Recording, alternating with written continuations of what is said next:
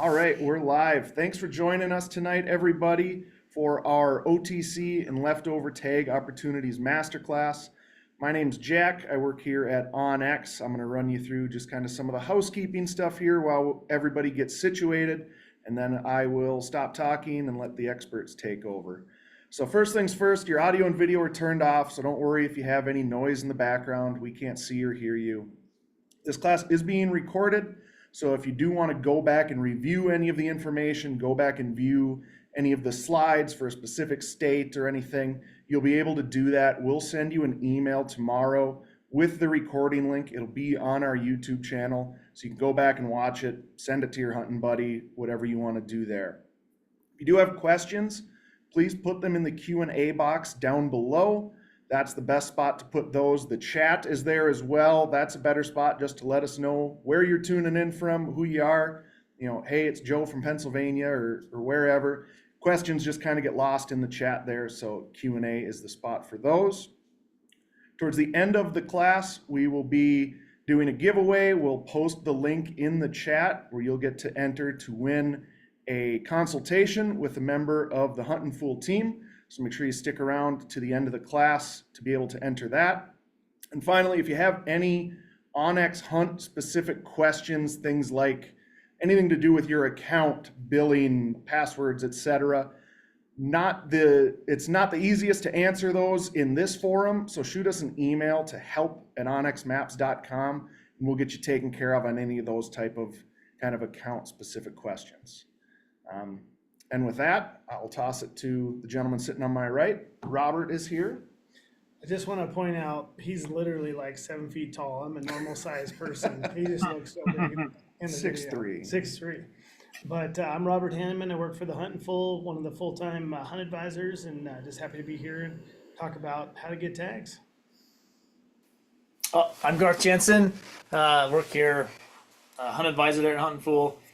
I'm just excited. I've been here for about 10 years, and honestly, like, this is the time of year when if you don't have much luck, which nowadays is probably more usual, this is the time when you start planning out your rest of your fall. Figure out how to get a tag right now and put it in your pocket. So honestly, like, this is one of the more important webinars that I think we do every year. And I'm Austin Atkinson, been on a few of these and get excited every time this year, helping people find out what to do now. Because if you didn't draw, if you're not lucky, like myself or many of us here in the office, you've got to fill the freezer and fill your calendar somehow and not just push it off another year because things can change. So very exciting topic tonight. So we'll remind everybody, if you have an onX Elite membership, you get a free digital membership to Huntin' Fool.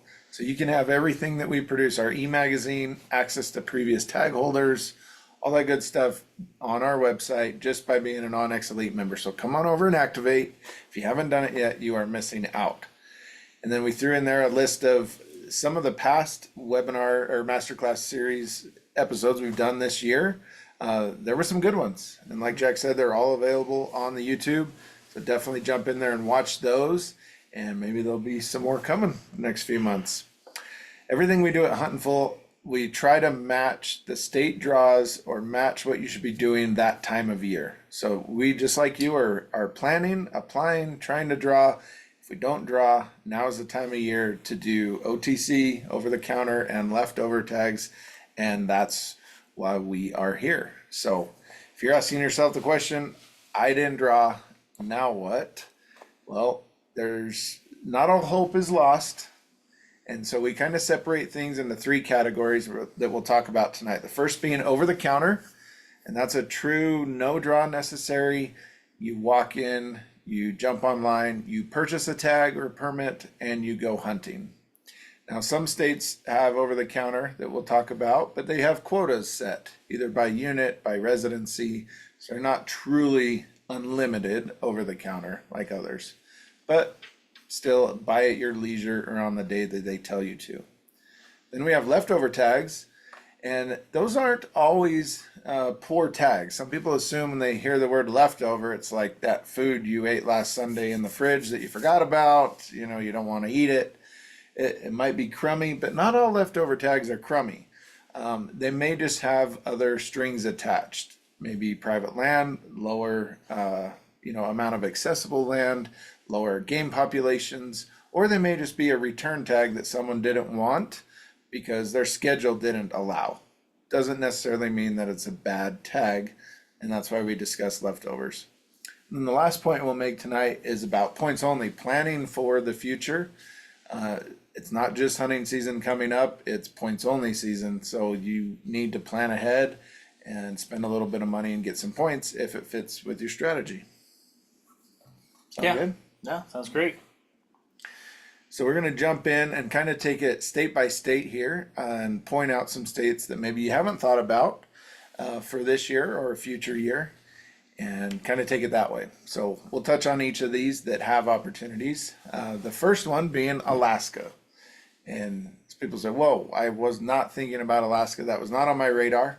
But it is an opportunity that's probably on a lot of your lists. And we always recommend planning some future hunt in Alaska, whether it's this year or 5 years out. You should probably start planning now and thinking about it.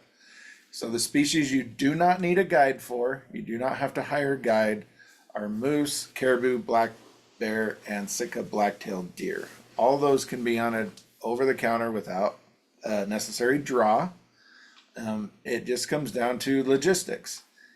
Planning someone to take you there, a transporter or a air taxi service to drop you off.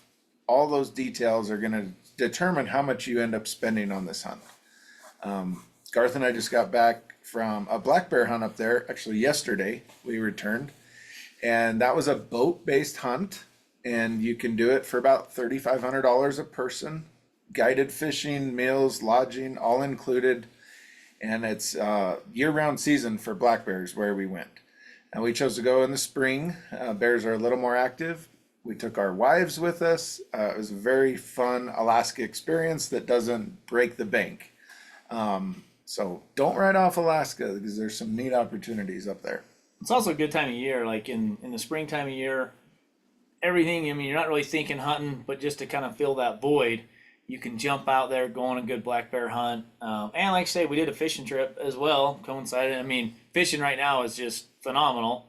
But yeah, I mean, Sitka blacktail is always one, even last minute anymore. If you're looking to kind of get up there and hunt Sitka blacktail deer, you can still do that or plan for that the year of. Those other two, caribou and moose, is kind of got to plan those out a little bit better, I think. You do to get a good spot, and they're getting more expensive to do a do-it-yourself moose or caribou hunt, but it's still recommended to go as soon as possible. We personally are going to do a caribou hunt later this fall in August. Same thing, an air taxi drop-off, and we did moose last year. So put it into your schedule where possible, but you do not need to spend a bunch of money on a guide or think that's the only way to go to Alaska. You can do it on your own, but it's going to take some planning, some consulting, talking to us, and we'll help you out. Anything else in Alaska? You know, just one thing to point out on Alaska, you know, a lot of guys used to go up to hunt Sitka blacktail deer on the Kodiak Island, and we used to be able to shoot 3. It is just 1 now. And that has deterred some guys from doing it because they just feel like that's a lot for 1 deer. But we've all done it before. It's a super fun hunt. You can hunt sea ducks, you know, you can be fishing as well. And then for guys that maybe didn't plan well enough for a caribou fly-in hunt, the haul road is still doable. If you're going to be 5 miles on either side of the haul road, you'll see on onX, they have the lines. You have to bow hunt. But if you're willing to hike beyond 5 miles, you can shoot them with a rifle. So there's still some like last minute opportunities. I know guys that go up to the haul road every year and can kill caribou, and you're, you know, not having to fly anywhere. It's just a lot more work, but it is doable if you're still trying to scramble for this year and put together a caribou hunt. Yeah, that's a good point. Yep. Okay, let's jump to Arizona. So Arizona, the big thing for over the counter, obviously, is the archery tag. Now that does come along with a little string attached nowadays.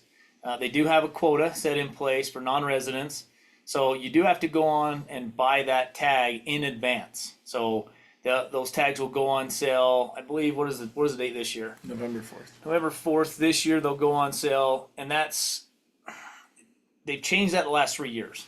So It'll be November 4th this year, but that's for a 2025 tag. So if you did buy a tag already for 2024, and you already have that purchased, remember that you can hunt the August to September season and the December 13th through the 31st, but that is not for the January 1st to the 31st, even though those quotas are set from August to January. So the calendar year is a little bit different than the quotas that take place. So the one thing that I would say that you kind of want to keep in mind if you are going to try and hunt mule deer over there, remember these tags are either species, so you can hunt coos deer or mule deer on this tag, but they do have harvest limits set for each one. So one thing to keep in mind, mule deer, if you want to hunt mule deer in the northern part of the state or the northern units, not saying Kaibab or Strip, it's still going to be south of the Grand Canyon there, but if you want to hunt in any of those, try and get it done early, because a lot of these mule deer quotas will fill up by the time that December hunt rolls around. And most of the mule deer quotas are filled by the time the January rolls around. So if you are going to target mule deer, you want to hunt early. Early is better. Some of these units up there in the northern part of the state, those quotas are filling within the first week that they open. So keep that in mind. If you're going to target coos deer, plenty of opportunity. There's still usually a lot of quota left going into January, and most of them go unfilled for coos deer. Very few ever get filled. But it's not like a Montana unlimited sheep tag where if the quota fills, you're just out of luck with holding a tag. You can hunt all the units that are open. So you can move from the unit that closes to an open unit. You may have to change the coos deer targeting or whatever, but you can still hunt. Yeah. Yeah. And the reason, obviously, we have this javelina on there is because you can kind of take this January season that they have, and if you apply during the spring draw, which is September, October, you can apply then. You can apply for a javelina archery tag, which is then the same season dates or along the same season dates as that January hunt, which is awesome. I mean, you can put two tags in your pocket, hunt two different species, and honestly, if you're chasing coos deer, probably a better chance you're going to kill a javelina than a coos deer. But it's fun. You can see a lot of big coos deer. And Arizona, in all their wisdom, still keeps it complicated. The number one question we get is your license is valid for 365 days. Your deer tag, your archery deer tag, is valid for a calendar year, so 2024, 2025. But your harvest quota, how many deer can be killed in each unit, is set off a regulatory year, so that's going to run August through January. So you got 3 different overlaps of calendars you got to make sure you're playing in. Makes it a little complicated, but what we do in our July e-magazine that all of you can access if you're an elite member is we break down a table that makes it simple to see all of the units that are open, when the harvest quota filled last year to give you an idea, and what the quota is for this upcoming year. So you can see if they increased the quota, decreased, and estimate, these are my top 5 units I'd like to go to. I'm going to scout on onX and figure out a plan. If they close early on me, I'll jump down to second, third, fourth. And that's the best way to do it. Yeah, that table does make it break down a lot better, a lot easier to understand and digest. Yeah. All right. That covers Arizona. You can still only take 1 deer a year. We'll throw that in. So if you kill a deer in January, you can still buy a point in the regular draw in next summer, but you can only kill 1 deer a year. Yeah, you can't apply for another deer tag. You just apply for points. That's right. Okay, California. So California is the very first state that'll open for archery deer every single year. You'll see bucks start hitting Instagram and Facebook in July. So, it's kind of that earliest time frame. There are over-the-counter tags there in California. Some of those zones, you can actually get 2 tags. It's one of those things where if you're willing to put in the time and effort, you should have an opportunity at a deer. A lot of the lower stuff is going to be private land. It can be a little bit difficult, but it's one that if all else fails, you can go to California and go hunting. Or if I've had a couple guys that were like school teachers, and they're like, man, I got to hunt July and August. So usually pushing them towards like California because they can go hunting. So this is an opportunity. The thing that I like about California, and it's not listed here more than their deer hunting, is their pig hunting and their bear hunting.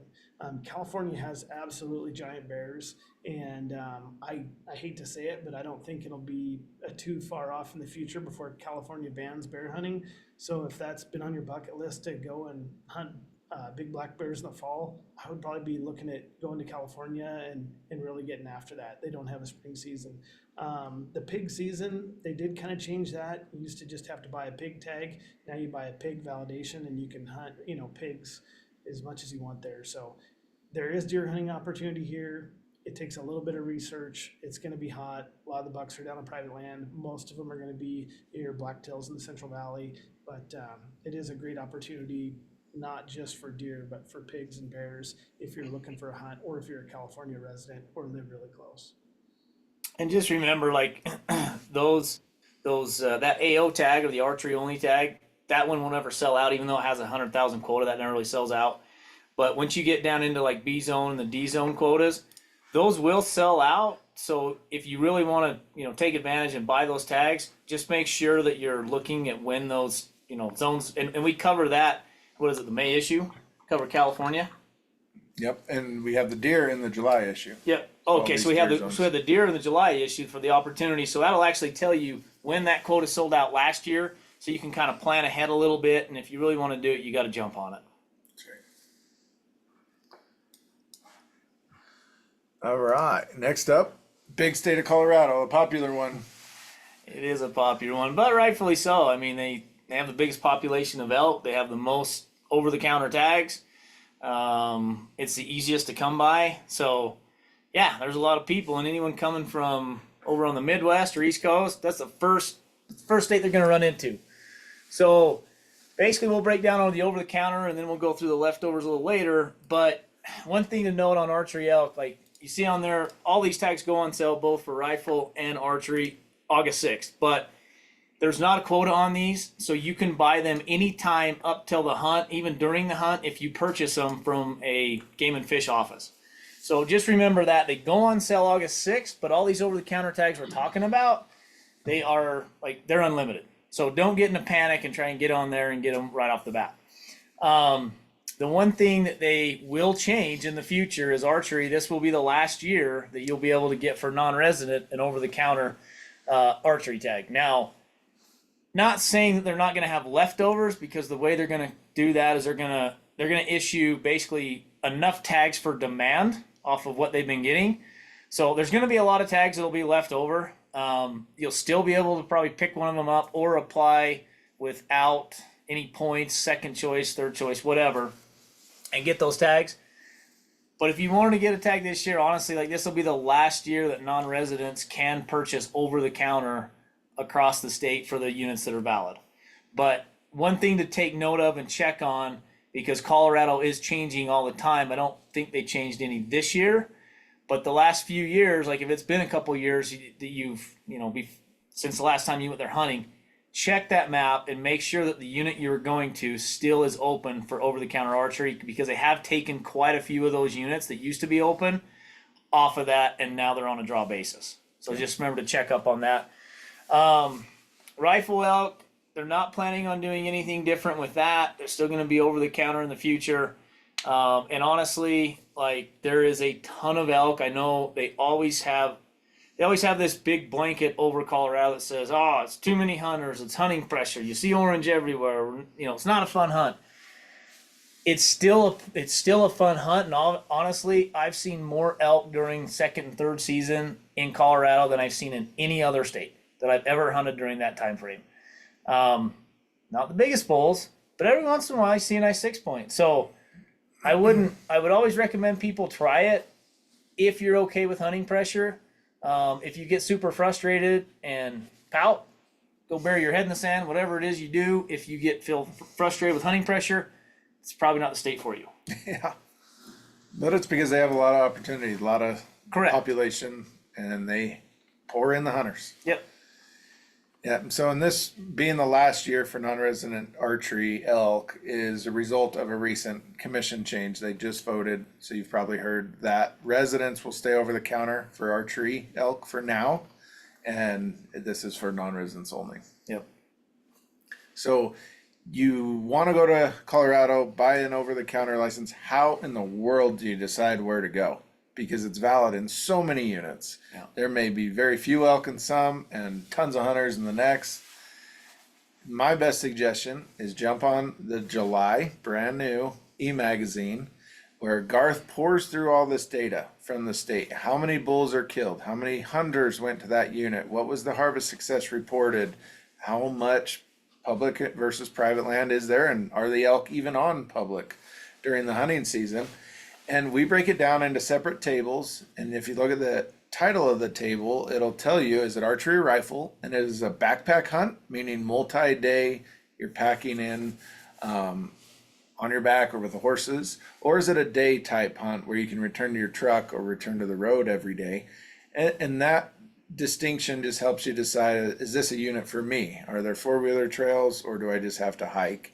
And we whittle all the units down into just a few that we recommend for this year for each season, whether it be archery or the second and third rifle season. So that's my best suggestion is pull open the July e-magazine, look through the units that we recommend, see the data, pull open your onX on your other screen or on your device and see if that jives with the access, how far away it is, what part of the state, and you can find a hunt for you for Colorado.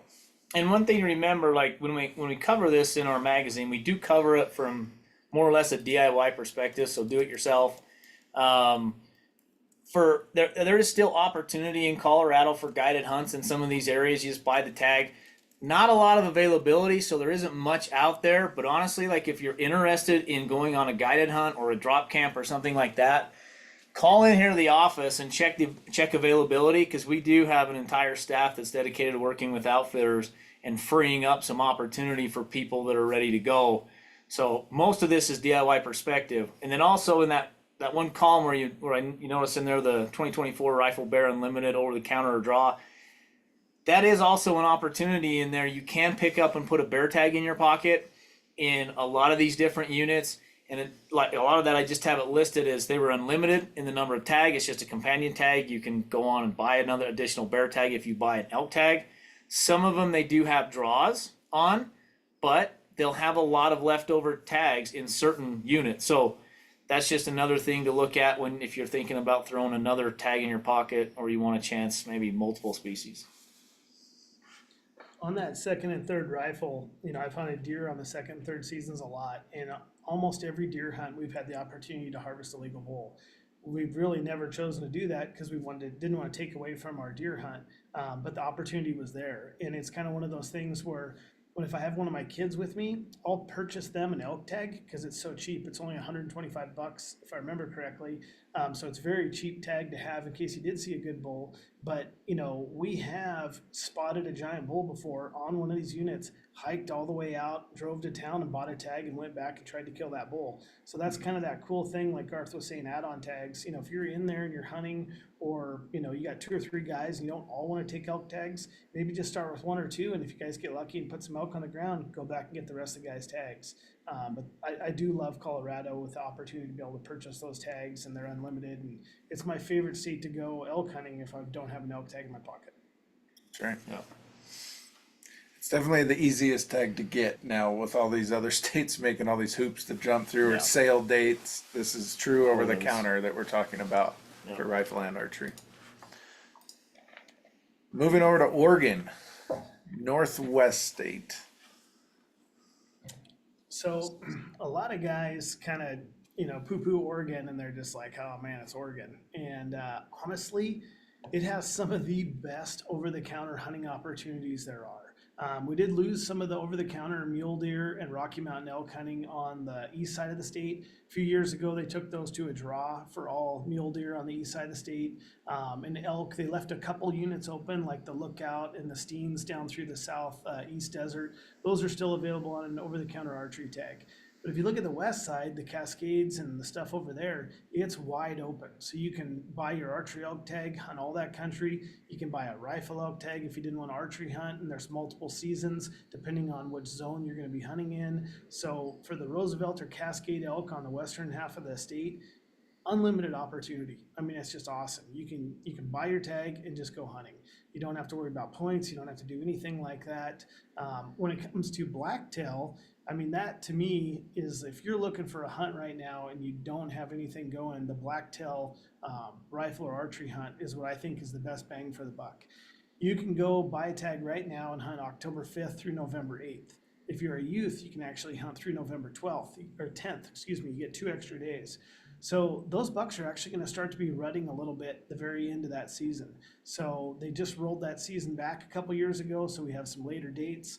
And honestly, you know, like how the mule deer across the west are just in pretty poor condition, blacktail are actually doing awesome right now. I would say in the 25 years I've been following Oregon, I would say we're at some of the peak, genetics, blacktail, big bucks being harvested, all in that border country down, from California up the coast. So this is a great time to hunt blacktails if you didn't get your Colorado second or third season tag and you're struggling.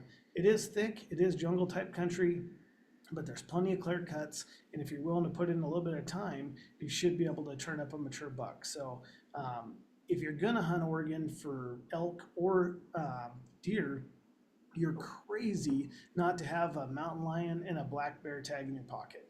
It's $10 over the counter for a lion tag and a bear tag. So if you're out there and you're hunting your deer or elk, man, why not have a bear and lion tag in your pocket? And heck, if you're hunting, any of those species, again, it's an amazing place to be right now. I think we're going to start to see a lot more hunting pressure pendulum to Oregon now that Idaho and Montana and Colorado are kind of starting to lock up some of that unlimited archery tags like we used to have. But man, I really think you're going to see more guys, unfortunately, pressure in Oregon. But for guys willing to get after it, it is truly one of the best OTC states right now. Very good. Let's bring it home, Garth. Utah, our home state. We're here in southern Utah, so we're a little bit partial to Utah. But outside of Colorado, maybe another one of the easier ones to get with ton of opportunity. I know Robert just mentioned Oregon. We'll talk Washington, but Utah's super easy to get a true over-the-counter archery tag. Yeah, it's still unlimited. I mean, they don't have a quota in place, and it's I would say your branch antler bull hunts are decent, but they do manage those for a little bit different than they do our spike units.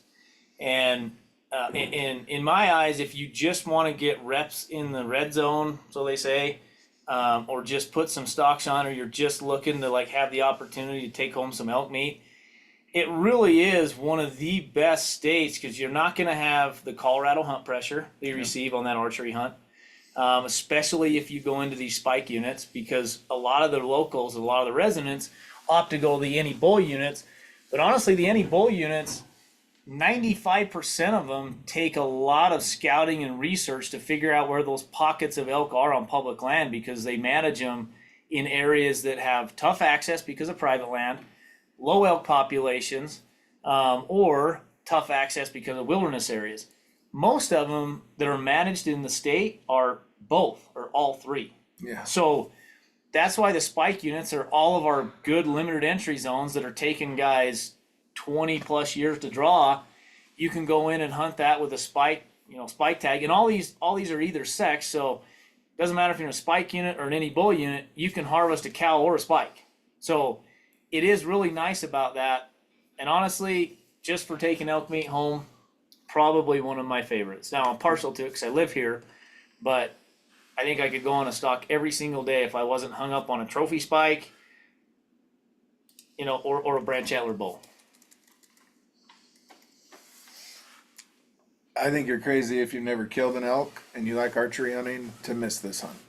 honestly. You Yeah. can go where there's a ton of elk right in the middle of it. Guys have waited 30 years to draw the tag there to shoot a big bull, and you could be hunting the same dates with your bow. You just have to shoot a spike or a cow. Yep. But at least you're there. You're hunting. I think this is a great opportunity if you're one of those guys Garth was talking about that's got 20 plus points and you're looking archery elk, go down and start spike hunting all these units and figure out what unit you want to hunt before you cash in your points and go after a big bull. Oh, for sure. Like it's such a no-brainer to get down there and actually see the unit, and you got a tag in your hand. Yeah, I mean it's a no-brainer for sure. If you're not an archery person and you want to go rifle or muzzleloader, a little bit different process of getting that. It's not a true over-the-counter buy it when you show up permit at that point, unless you're youth, it would be. But for adults, those tags go on sale July 11th is when they start, and what they'll do is they set a quota of 15,000 spike permits and 15,000 any bull permits for the first hunt. So check out all those season dates, see if any of them fit with your schedule. But you still, at that point, have to decide if you want to hunt the any bull units, meaning you can shoot any bull you see, but success is going to be lower. It's going to be a tougher hunt. Or hunt the spike units where there's plenty of elk. You can only shoot a spike bull, cannot shoot a cow. So once you make that decision, you can pick up your permit in July. Online is the easiest. They won't sell out too fast. You'll have a couple weeks to decide if you want to do that, so you don't have to be on the very first day they go on sale. But you can pick those up, and then you've got a tag with season dates to go. If the quota does sell out, there's a second rifle unlimited quota hunt on the any bull units. It's kind of a last resort hunt. That's mid-October, and you can pick up that tag and go. Just realize if you are on an any bull unit, it's going to be tougher to get into or find elk, like Gar said. Might be more private land to deal with, but all of you are great with your onX app. I know that, so I wouldn't put it past anybody. They No. could figure it out. Yep, it's definitely doable. And they recently, last year, went in and opened up a fair amount of units that were previously limited entry and added them into the any bull. You know, but before you get too excited, the reason they added them to the any bull is because they weren't producing as a limited entry, and they had pretty poor, what would that be, hunter feedback on those units. So there is more. I mean, there's a lot available, but yeah, the any bull, if you want more public land and more elk, definitely the spike only. And if you want to see the fewest amount of people in the field, the muzzleloader season is actually the latest season of that. Muzzleloaders cannot have a magnified scope anymore in Utah. That's a new change. So it must be open sight or a 1-power scope, and that's October 30th through November 7th. And I guarantee you that you will not see many people out hunting during that season, especially this year with the scopes coming off. Yeah. It's the last hunt. But if you can find a spot where it looks like some elk are migrating or herding back up, you know, post rut, post deer seasons, that muzzleloader hunt, you will probably have it to yourself. Yep. Oh, you won't see hardly anybody in there. Yep. And I was just gonna say one quick note on the over-the-counter youth general. That is another change they made. Either was it 1 or 2 years back. But basically, they just made it to where you buy a youth elk permit for the general season, and you can hunt both any bull and spike, and you can hunt all seasons: archery, muzz, rifle, hunt them all until they fill that tag. So it is a pretty nice little deal, and they're unlimited. There is not a quota set in place. You can buy them at any time. Yep. All right, we'll jump to Washington State. Very similar to Oregon, as we've talked, but Washington tends to be a little cheaper. You can still get an elk and deer license for under $800 for both of them. And you just have to check the season dates and see what you want to do. So you got Roosevelt elk on the far western edge, what we call a Cascade elk, or kind of a hybrid between a Rocky and a Rosie. And they're going to be along that Cascade mountain range divide and call it the central portion of the state. And then everything on the east side is going to be Rocky Mountain elk. So you kind of have to decide what you want to do there as far as what you want to take. My recommendation, if you have desire to hunt Roosevelt elk, probably lean towards that west side. And that's everything around I-5 and out to the coast. So thick jungle, nasty, can't glass very well, can't see very well, but it's a chance to hunt Roosevelt elk. They do give you good dates on archery, in mid-September, and they do a muzzleloader hunt and then a rifle hunt. You can hunt black-tailed deer at the same time if you're hunting that far western edge of Washington, and basically chase them with the same weapon that you're there with, if you're there on the archery hunt. If you want to hunt whitetail and mule deer, definitely go on the east side of the state. There they manage a lot of those units for a draw for elk, so it's going to be hard to combo a mule deer and a Rocky Mountain elk over there for a branch antlered bull anyway. But mule deer hunt up close to the Canadian border, that's going to be vital to check all your hunter management areas, all your access points on onX, because a lot of that is private land. But there are some portions, grasslands and that you can hunt. So Washington's a good backup state that doesn't break the bank. It's very cheap for youth hunters, but we don't recommend any draws in Washington for deer and elk unless you're already buying a tag. Washington is one of those states too, kind of like Oregon, some of the timber companies. You can look into the large timber companies along the coast. Some of them have kind of a fee system where you can pay to get access. Some of them are free, but it does open up some lands. If you look at onX and you're like, man, this is all private, zoom in. If you start seeing different timber companies, Google those guys. And a lot of times they'll say if they have access and how to go about getting it. But like I said, Washington is a great backup to a backup, in my opinion. Backup. I like that. I'm gonna steal that quote one of these days. Backup to your backup. I love it. This is plan E. Yeah. I like it. All right. Now we're going to jump over into leftovers. So that covered kind of our true over-the-counter opportunities. Now we're going to talk about some leftovers. The first being very pressing with a deadline of next week, June 28th. June 28th. And the big thing on Colorado and these leftovers in the secondary draw, you can look at them and it's different than the old second draw they had. What they'll do on this one, they'll cycle tags back into the rotation. So you'll see on this list where you might be looking at it and be like, dang, I put in for that hunt. How was there a leftover tag? I didn't even draw that. Well, anyone that returned their tag within that 7-day window time frame that they allowed this year, basically they roll those over and put them back in so long as it didn't take over 5 or 6 resident points to draw that hunt. If it took less than that, then they posted it on this secondary draw and you're eligible to apply for it. The big thing about those hunts, if there's like 1 tag or 2 tags or 4 or 5, 9 times out of 10, those are always, 10 times out of 10, those are usually going to go to youth because it's 100% preference across the board for youth. They get their first, second, third, and fourth choice before they look at any adult's first choice. So just remember that when you're putting in. Typically, it's more of a rifle, some muzzleloader, and archery, but typically it's a rifle type deal. Like as far as applying their kids, and really all those top units go to that. If they're really good tags and they're archery or muzzleloader, they'll probably still go to youth. But it frees it up a little bit more when you get to muzzleloader and archery, and then you start to see more adults getting drawn for that more so than the youth.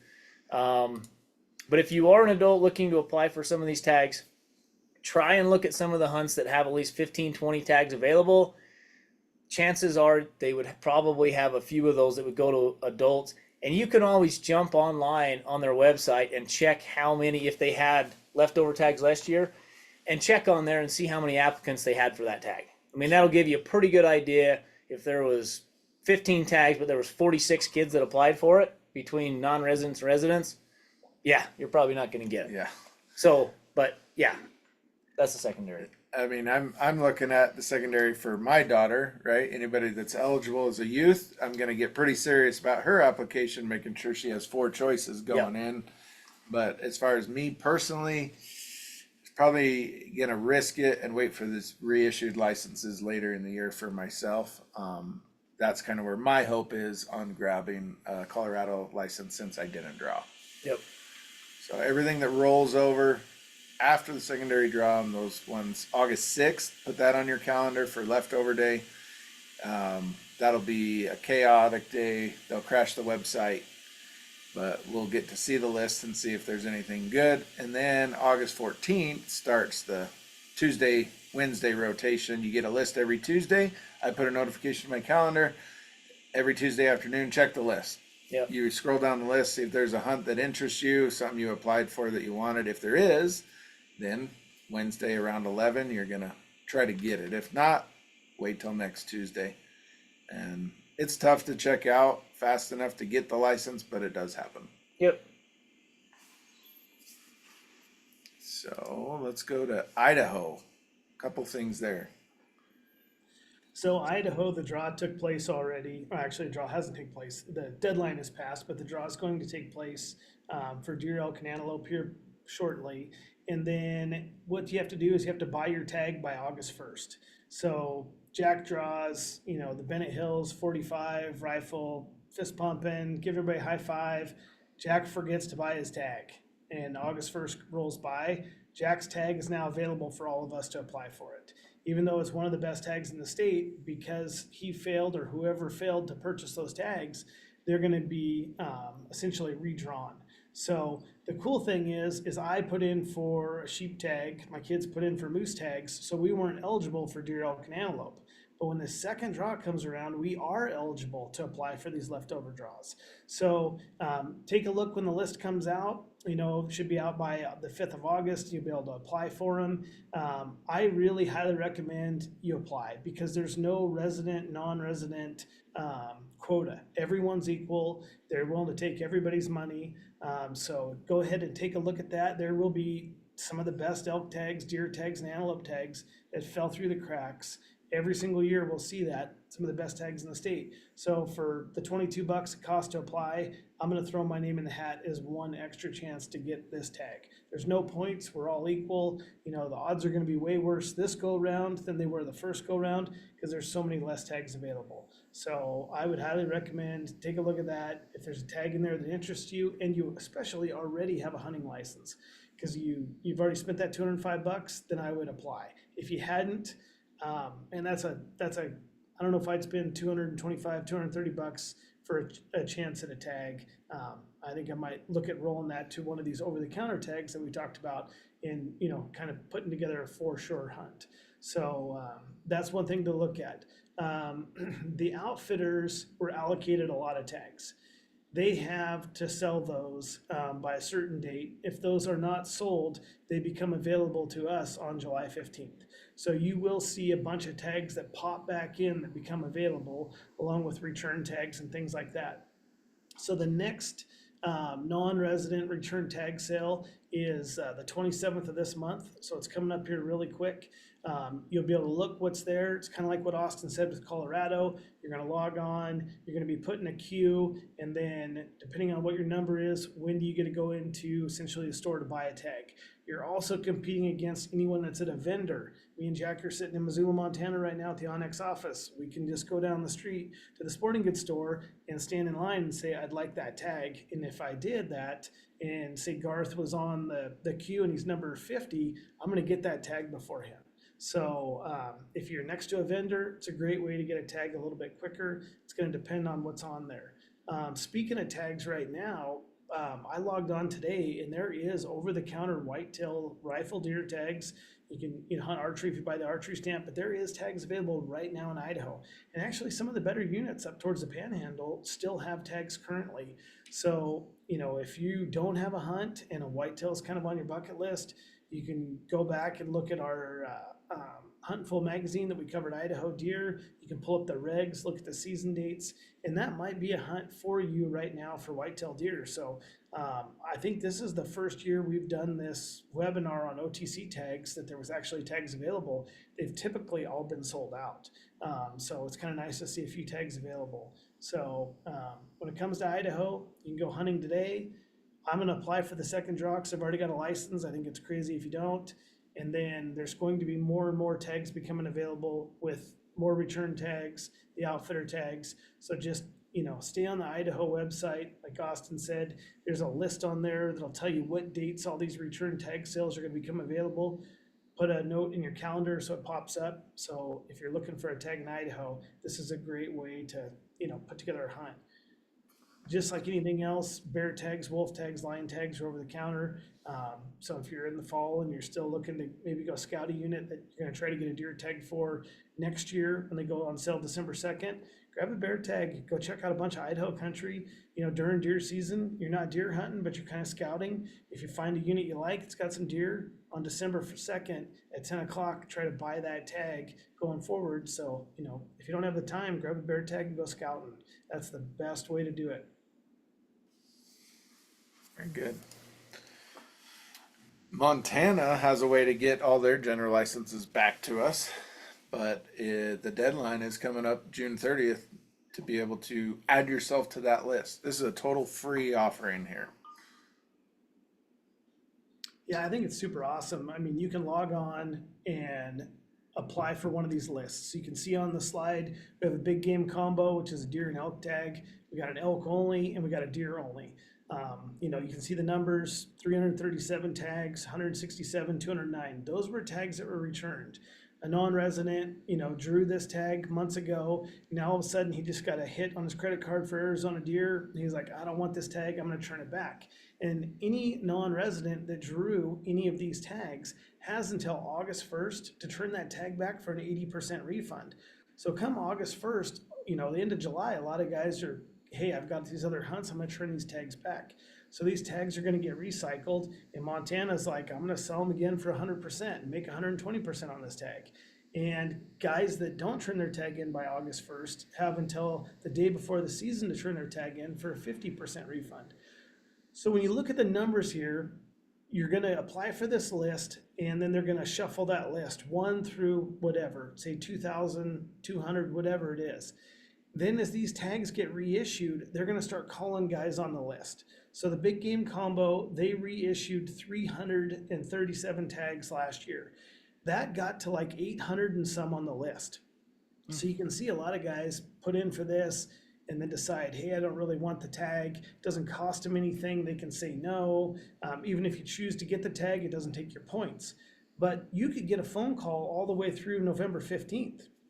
Because let's say someone turned the tag in late October, the day before the rifle hunt, and then they call Jack didn't want it, then they wait 2 days to call me, I didn't want it, then Garth. You can see some guys can get a call mid-November and say, hey, do you want this deer and elk tag? And so if you were on the top third of the deer big game combo or the elk only last year, you got a message saying, hey, do you want this tag? And the deer got down to about a quarter of it. So, when you get your number and you see how many people are above you, take a look at those numbers on how many tags are reissued. Probably going to see about the same thing this year. I think it's a great option. The only problem is you can't do a party. So me and Jack decide, hey, let's both put in. He could get number 1, I get number 2,000. He's going to get a tag, I'm not. That's just kind of how it goes. There's no party option, but if you're in a bind, you don't know what you want for a hunt, put in for this, it's free. And even if they call you and say, hey, you want this tag, you can say no. So I think you're crazy not to put your name on the list for one of those species here. Archery season, 6 weeks, 5-week rifle season, a 9-day muzzleloader season in mid-December. You got plenty of time to get out and get after it. So it doesn't take your points. It's free. I mean, I don't know why a guy wouldn't want to do it, I mean, you could dang near claim residency after the hunt if you decided to hunt the whole time over there. That is true. It's a long season. We'll touch on Nevada briefly. So they have an alternate opt-in system. So any tags that are returned, they go to the next guy who would have drawn that unit. They do a pretty good job at that. But if they are unable to reissue that tag, then, or it's too close to the season opener, then they will go to a first come, first serve list. It's populated randomly, 24 hours a day. And they'll start doing that here shortly. The only difference they've changed is there used to be quite a few tags. If a resident would return a tag, it was open to the first person to buy it. So we knew people that would jump on there and buy them. But Now, only residents can purchase tags returned by residents. So a non-resident has to wait for a non-resident tag to pop up. And we expect very few of those to happen. There will be some, but you're talking from now through the hunting season, 24 hours a day, that tag could pop up at any given time in that time frame. So the chances of you being logged in on the computer in your account, seeing that tag, are pretty tough, pretty slim now. Residents, still a good opportunity to watch it because there'll be more frequent resident tags get returned. I'm just glad that they made it so then residents can't purchase any of our non-resident tags.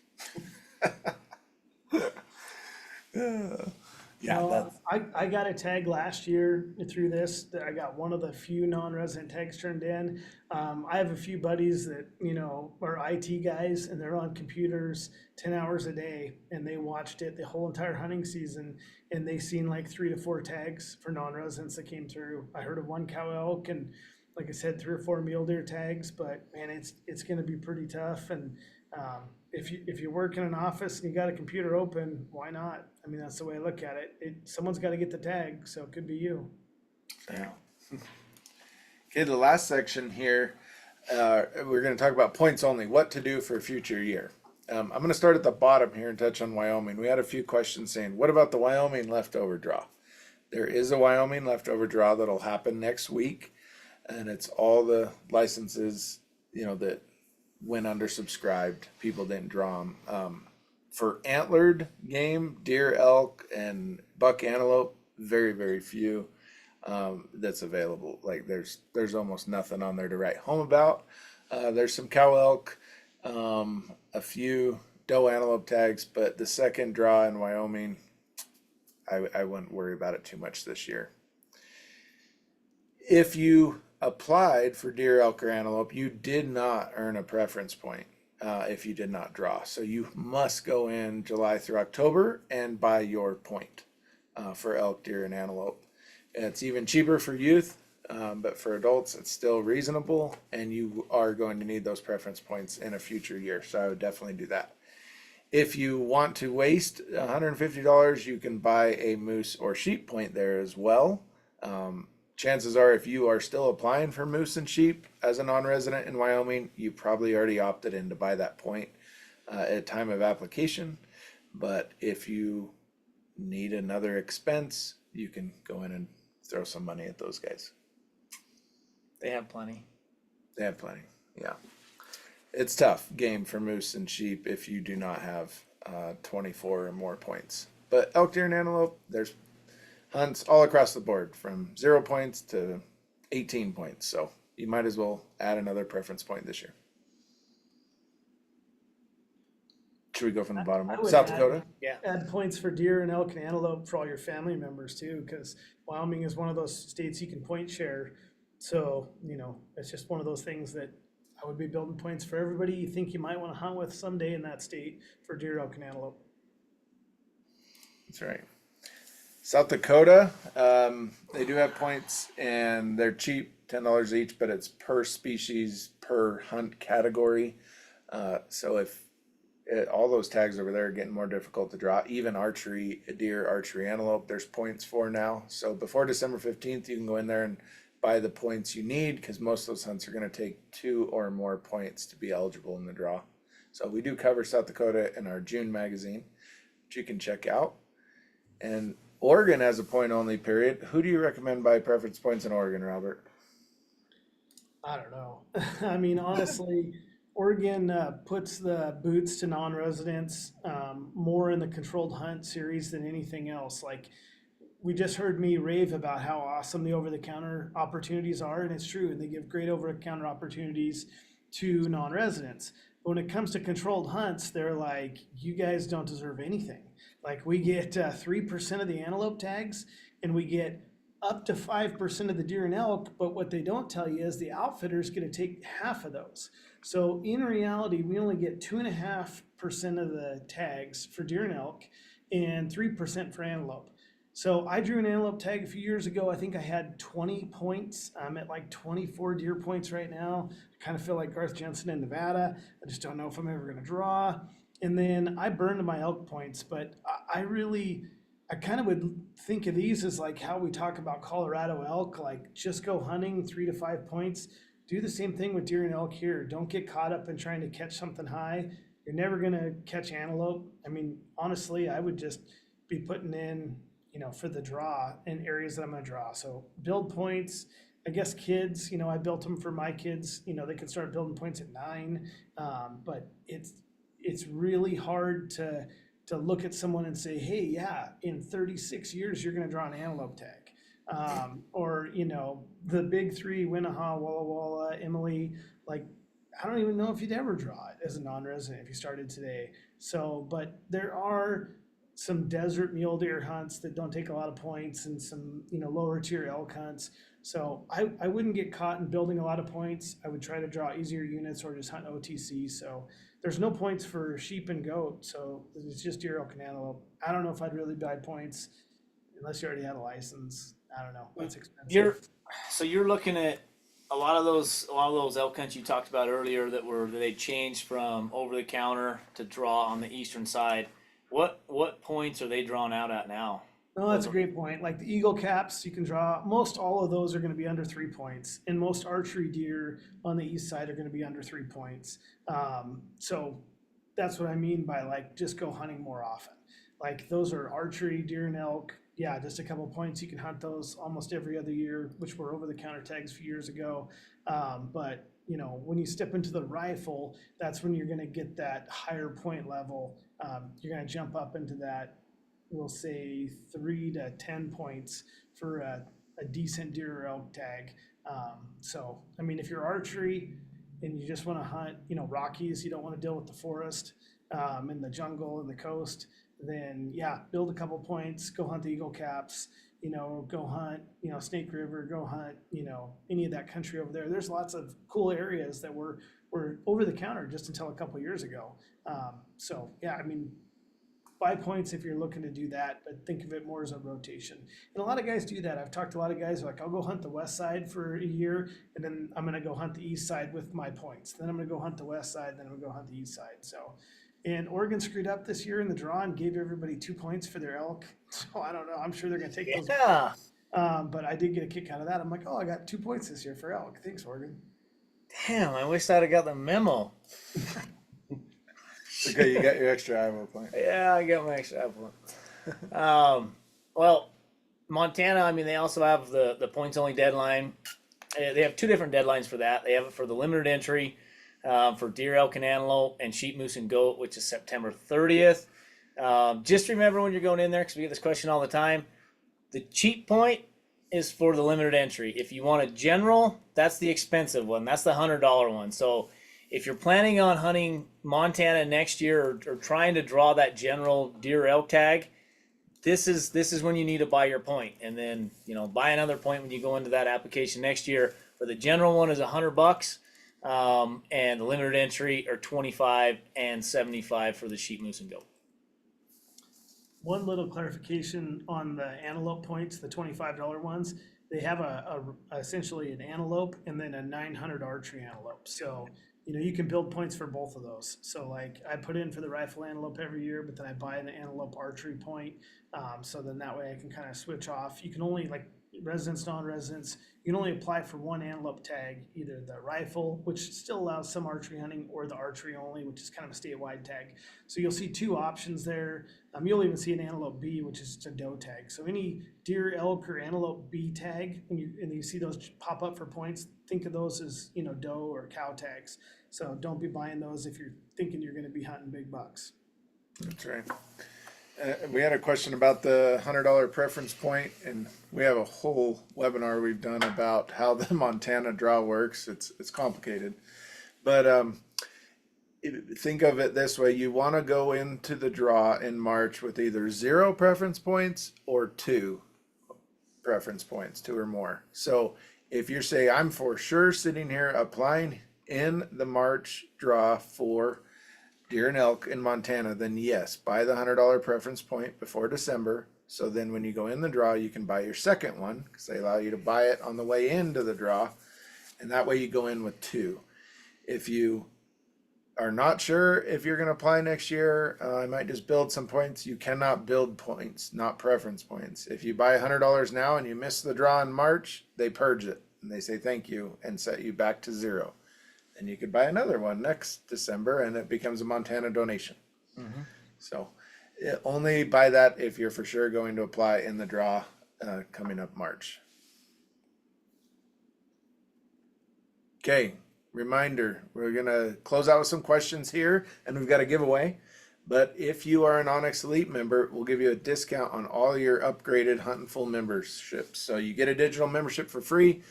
If you want to have unlimited consultations with the advisors or the printed magazine, we will give you an onX exclusive discount for that. And we do not do discounts here at Huntin' Full. So this is the only way to do it. And Jack's going to tell us about the giveaway. So I posted the giveaway link in the chat. For some reason, it looks like it's not clickable right now. I'll try one more time. You might have to copy and paste from the chat there, but just do that. Take about 30 seconds of your time. We'll just take down some of your contact information. I'll draw the winners tomorrow morning and shoot emails out to all of those lucky folks. And then you'll get set up to do a sweet hunt consultation with one of the hunt advisors with Huntin' Full. I know we had a question. What does a hunt consultation include? And literally, we have a team of hunt advisors that sit here in the office every day, research maps, research data, and they take inbound calls. So we can help you from planning a black bear hunt in Alaska to selecting a unit in Colorado for elk. We can talk about gear. We can talk about literally nothing's off the table as it relates to hunting. If we're not the best to answer it, we'll get you to one of the other advisors that may have more experience there. If you're talking Oregon elk, we're going to send you to Robert, right? If you're talking Utah spike hunting, we're going to make sure you get to Garth. So we work as a team here, and a consultation kind of sky's the limit. One thing on that too, like when you call in, if you're a Huntin' Full member, you get your consultation, you're not going to get us directly. You know, like Austin said, there's a bunch of us here. So they're going to look at what your question is, and then it's going to get assigned to the best guy. So it's not just like me or Garth or just answering every single question and just, you know, shooting from the hip. You're going to get the guy who's got the most boots on the ground in that unit. And I mean, that's the cool thing about this job is we get to hunt a lot during the fall and get to cover a lot of states, and that all that information gets shared with the Huntin' Full membership. So that's kind of one of the cool things about having that one-on-one membership is you can pick up the phone and talk to one of us that's more than likely been in that unit before. I see a comment in there says the link doesn't work. We have had trouble with the website that we use. If the link isn't working, if it's directing you to a different onX webpage, use an incognito browser or try clearing your history. It's a caching issue. Unfortunately, I can't fix it on my end, but if you do use a different browser, an incognito window or private window, or clear your cache, then you should be good to go. Jimmy, just give them your cell and they can text you. Yeah, that works. Thanks to everybody for participating tonight. We'll open it up for a few questions here. I got a couple we want to answer. We'll see if Jack has any, but this is our job. It's what we do, and we love it. I know there was I'll kick one off here. We had a question about Arizona. Someone said, wait, am I out for this fall season if I don't already have a 2024 archery deer tag? Yes. You're out. Well, yeah. You There's got to. no way to get one. No, not for archery. No, I mean you're out.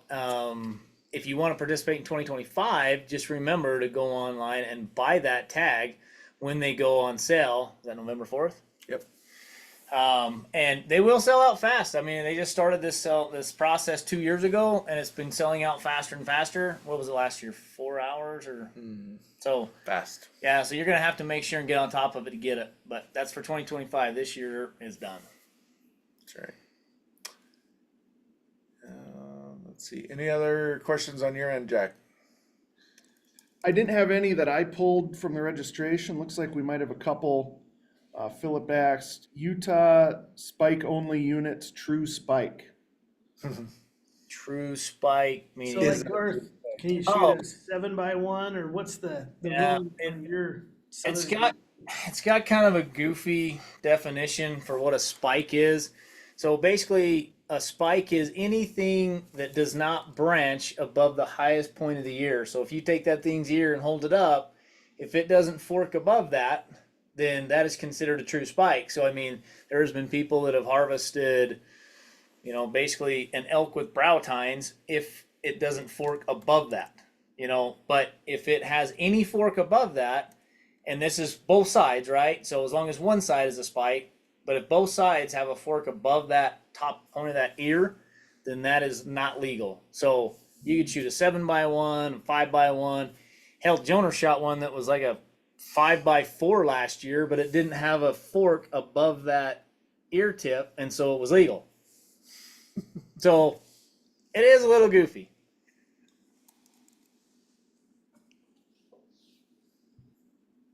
I don't see any other ones right now, so hopefully everybody enjoyed it. You can rewind it if you watch it on YouTube, and go from there. Yeah, I don't have anything else to add. Just want to echo the thanks to everybody for joining us. This is our last kind of webinar like this of the application season, so we're getting into actual hunting season here coming up, which is fun, but I think we plan to do more of these next application season, so I guess we'll sign off and see everybody on the next one. Thanks, guys. Thanks. Thanks, guys.